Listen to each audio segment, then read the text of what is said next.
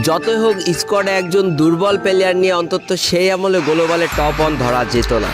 তাই তারা grand master তো ঠিক উঠতে পেরেছিল, কিন্তু গ্লোবালে টপ ধরতে পারেনি। এটা তাদের সবার মনে একটা ক্ষোভ তৈরি করে।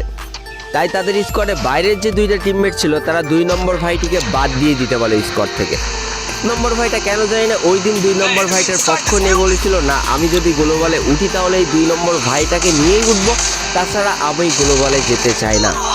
আর এটার জন্য তখন তাদের স্কোয়াডটাও ভেঙে যায়। তবে একটা জিনিস কিন্তু মজবুত হয়েছিল, সেটা হচ্ছে এই দুইজনের বন্ধুত্ব।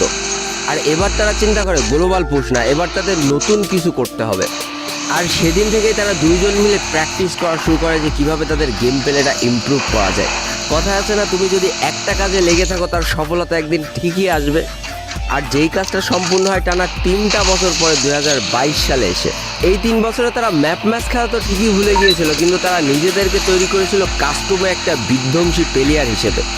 তারপরে তারা যখন দেখলো আস্তে আস্তে মোটামুটি সবাইকে তারা হারিয়ে দিতে পারছে, তখন তারা যে একটা ইউটিউব চ্যানেল ক্রিয়েট করে। আর ঠিক তাদের কপালটা খুলে যায় 2022 সালে মাঝামাঝি অবস্থান থেকে, কারণ ওই টাইমে কাস্টম খেলার ক্রেজটা ছিল সব থেকে বেশি ফ্রি ফায়ারের ভিতরে।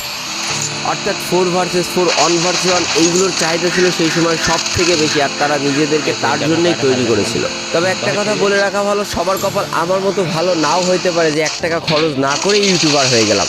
তো দ্বিতীয় ভাইটা যখন একটু একটু করে ইউটিউবে গ্রো করছিল তখন তার পিসির গ্রাফিক্স কার্ডটা নষ্ট হয়ে যায়। আর ভাই দ্বিতীয় ভাইটার বাসার লোক গেম প্লেটাকে খুব বেশি সাপোর্ট করতো না, তাই নতুন একটা গ্রাফিক্স কার্ড চাওয়ার ক্ষমতা তার ছিল না। তো এখানে তার ফ্রি ফায়ার ক্যারিয়ারটা আস্তে আস্তে শেষ হতে শুরু করে, কারণ তার গ্রাফিক্স কার্ড নেই, পিসিতে প্রচণ্ড পরিমাণ ল্যাগ দিতে শুরু করে। তো আমাদের যে দ্বিতীয় ভাইটা ছিল সে আস্তে আস্তে প্রায় গেম প্লে ছেড়ে দিতেই লাগে, কিন্তু আমাদের প্রথম ভাইটা ঠিক এই সময় তার বন্ধুত্বের আসল পরিচয়টা দেয়।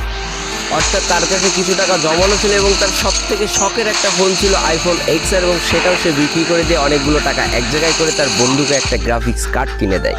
আর এই গ্রাফিক্স কার্ডটা তার খেলার স্পিডটা যেন কয়েকশো গুণ বেশি বাড়িয়ে দিয়েছিল, কারণ এটাই ছিল তার বন্ধুর দেওয়া একমাত্র উপহার, যেটা তার সব থেকে বেশি পছন্দের ছিল। এটা পাওয়ার পর থেকে তাদের খেলা কয়েকশো গুণ ভালো হয়ে যায় এবং তাদেরকে সবাই ভয় পেতে শুরু করে ওই সার্ভারে।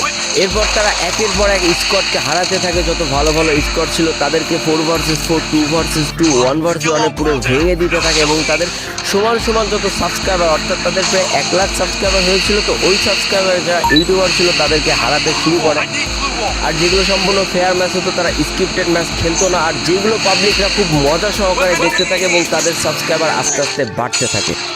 এই করতে করতে তাদের সাবস্ক্রাইবার যখন 8 লাখ পার হয়ে যায় তখন দুই বন্ধুত্বের মাঝখানে একটা বিরাট সমস্যা এসে হাজির হয়।